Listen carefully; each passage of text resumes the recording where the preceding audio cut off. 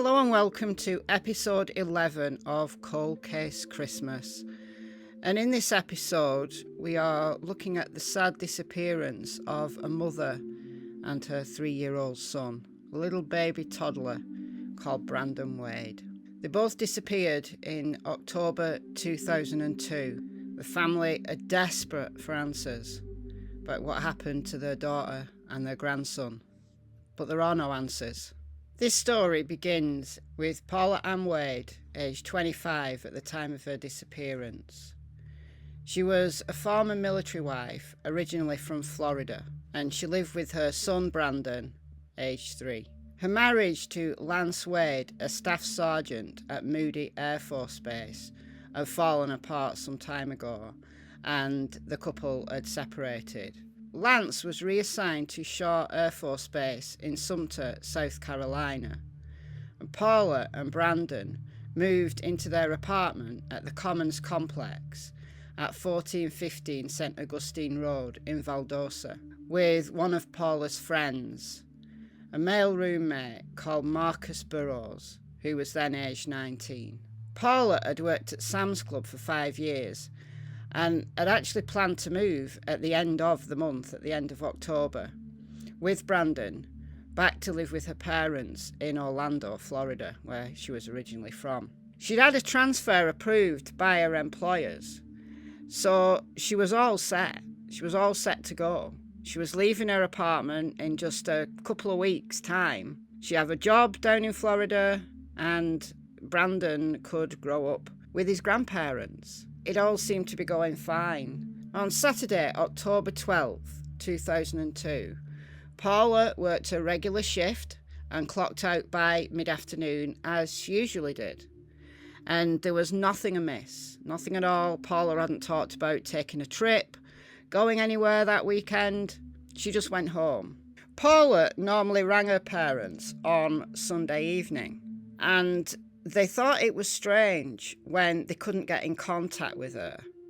She normally rang about 6:30 every Sunday night. So they tried to get in touch with Paula on the Sunday night, but without success.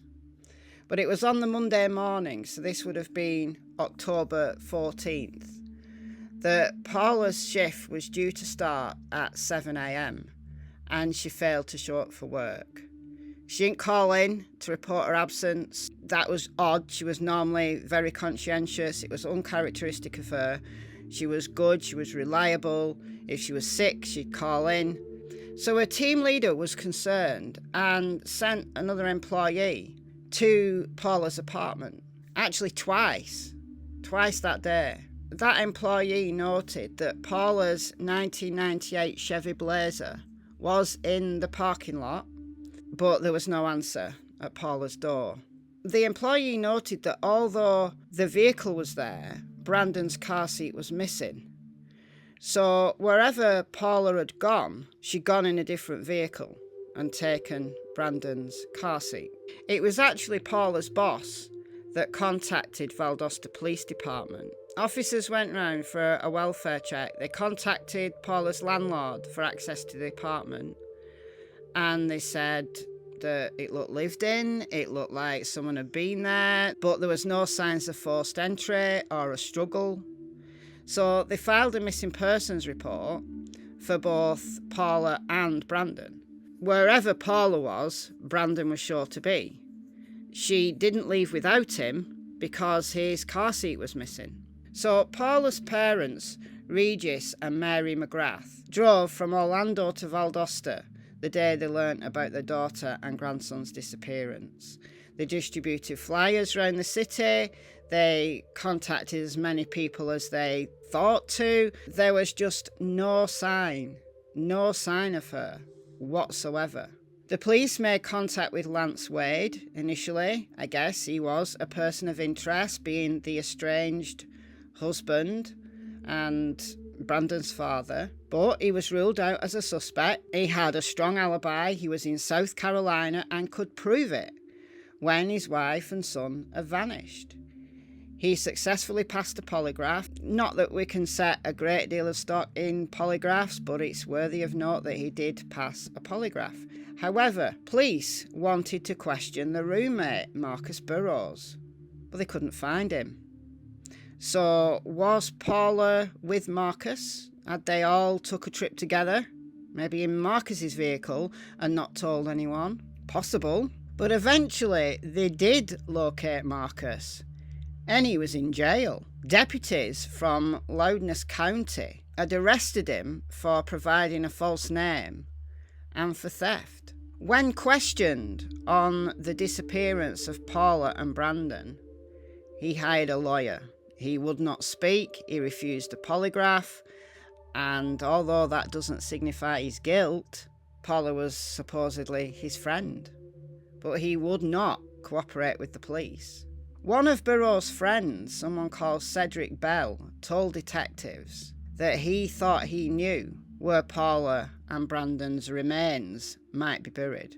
Don't know how he knew that, but that's what he told police, and they went, searched the site, and found only deer bones. Did this Cedric person know there were deer bones there, and this was a hoax? Was Cedric so silly as to think that the police would think that deer bones were human bones?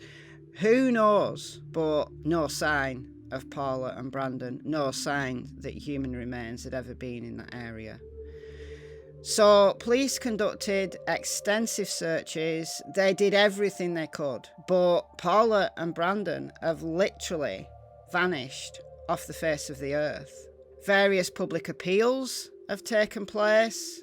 In 2005, Valdosta police made a public appeal for Burrows to come forward and talk to the cops, but he didn't. Over the years, he's been charged with various minor offences. They've never charged him in Paula and Brandon's disappearance. They didn't have anything on him. Lance Wade eventually remarried and carried on with his life. He has another family and lives in South Carolina now. But, he needs to know what happened to his son. The whole family need to know what happened to their daughter, their grandson, their relative, their friend. Paula and Brandon have missed a whole 20 years of life. Brandon would be a young man now. What a waste. Where are they? If they were murdered way back in October 2002, then their murderer needs to be brought to justice. And the family needs closure. They need answers about what happened to Paula and Brandon.